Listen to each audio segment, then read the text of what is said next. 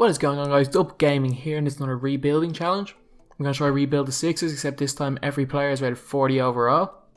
First trade we get offered is Nick Stauskas for Jeff Whitty and an exchange of second round picks. This is a great trade for us because, well, obviously any player we get is better than a player we already have. Next trade we get is Udonis Haslem for Christian Wood and a second round pick. Probably not the best trade.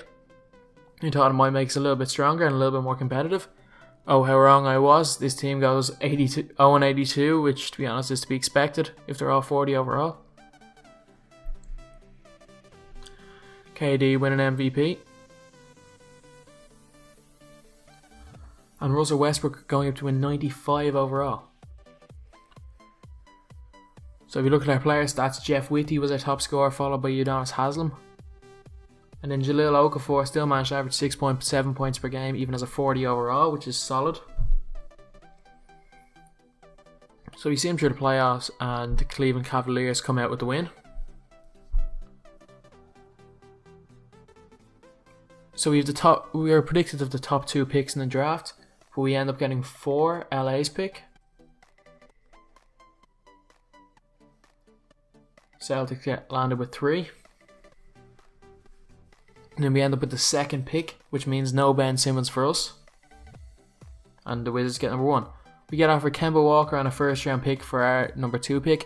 We take this because I don't think any of these players will end up being as good as Kemba Walker in the next couple of years anyway. So at number 2 they take Jamal Murray. And at number 3 the Celtics take Buddy Hield. Which means, as some sort of a miracle, we have Brandon Ingram for the second pick. At the 4th pick. So we passed up on him at 2 and we still get him at 4.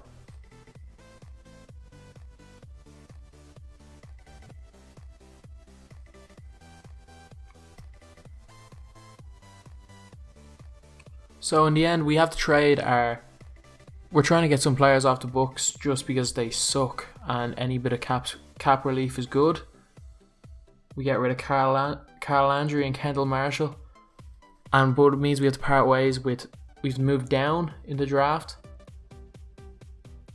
It means we have to move down a few picks in this draft, and we have to give away a first round pick and then exchange second round picks with them as well, which to be honest I think is worth it to clear nearly 10 million of cap space. And then we go and trade our 27th pick in the draft and a first round pick in 2 years time for 2 first round picks in the Houston Rockets, because from my experience Houston Rockets aren't great in this game and picks can be better in 27. So we signed Zaza Pachulia in free agency, Matthew Dellavedova. So we're signing some good role players who are going to be able to have a role and make us compete in the East. We signed Mario Chalmers on a 1-year deal, just over $4 million. Tyler Johnson to play at the 2 off the bench.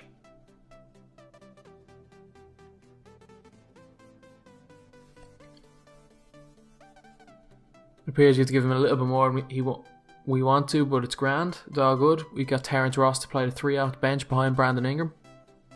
Sign Andrew Nicholson to play at the 4. Gary Neal to play the 2. And David Lee, who's very, very solid, brings some veteran experience. And for $4 million for 1 year, you can't really go wrong, especially when you have plenty of cap room. $1 million for Kevin Martin, just to use as trade bait pretty much. And then round off Sean Marion and Andre Blatch, who pretty much are there to fill spots. So we trade away David Lee, Zaza Pachulia and some picks to get Ed Davis a better starting centre. We straight away trade Mario Chalmers for JaVale McGee and JJ Barea to get a better backup centre. So we trade JJ Barea, Gary Neal for Dante Cunningham and Ryan Anderson. It means we have a stronger starting forward than than Andrew Nicholson. Then I realised we don't really have much of a backup 2 guard, so we signed Jordan McRae in free agency, and straight away get Jazz first round pick for a couple of picks, and trade Andrew Nicholson for Cody Zeller, which means we have Dante Cunningham off our books anyway, so we're still in a good state financially. We start off the season fairly good. We find that trade, and this is a trade that definitely works in our benefit. It's looking like we're going to make the playoffs, but our pick still has some value because of last year, and we trade for Mike Conley. Then we straight away trade Mike Conley to get a better starting centre in Rudy Gobert. Trade Ed Davis and two first round picks for Victor Oladipo on the Magic pick. Which means we have a better starting 2 guard than Gary Neal. And it's looking like we're going to do alright. This is what our team's looking like now. Walker, Oladipo, Ingram, Anderson, Gobert, and a solid enough bench. We start off 20-12, looking like we're going to comfortably make the playoffs until an 8-game losing streak kind of derails our season a little bit, bringing us 20-20. Decline all trades up to the All-Star break anyway. Coming into the All-Star break and trade deadline, we're 25-28, and we are a good bit off the 8th seed after a terrible run of form, after a solid enough start. We're 5-16 over the last 21 games. We had no All-Stars, not really surprising, and our top scorer was Kemba Walker, followed by Ingram and Ryan Anderson. Oladipo still chipping in with a solid 11 points per game anyway. Going a 4-game winning streak after that. We go up as high as 4th in the conference. We're still just about at 500, and then we lose our last 3 games to end 40-42. Kevin Durant winning MVP, Ben Simmons winning Rookie of the Year, which I think that Brandon Ingram was robbed as Rookie of the Year, averaging nearly 18 points a game.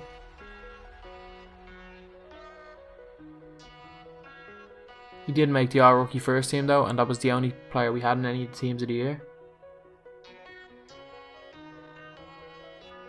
So we end up 8th in the conference, making the playoffs on a tiebreaker Brooklyn Nets. We were fairly lucky. Kemba Walker's our top scorer, Brandon Ingram was our next top scorer, having a great rookie year with nearly 18 points a game. We win a game in Cleveland. It's looking like we could make noise in the playoffs with this roster. Go 3-1 up. Cleveland bring it back to 3-all, so I decided to sim with Simcast.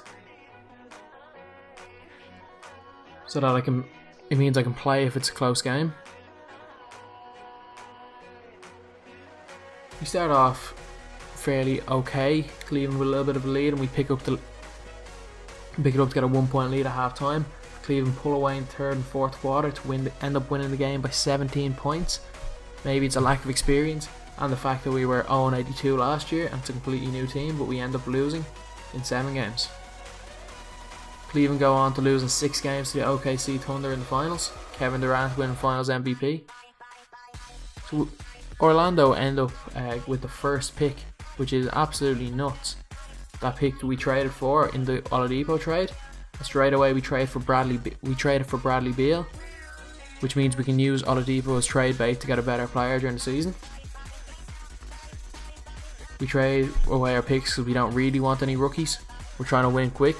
So in free agency we signed Lavoy Allen,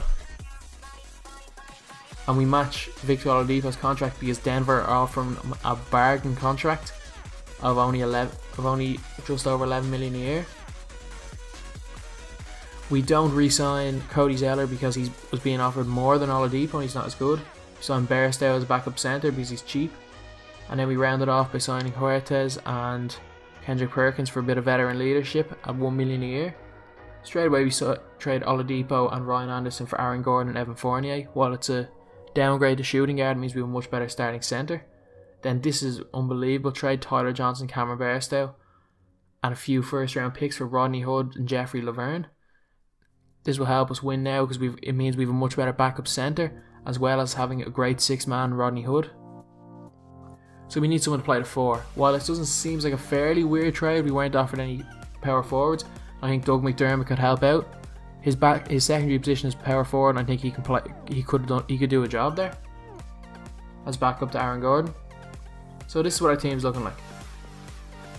We give Doug McBucket some more minutes to give power forward, a bit more to the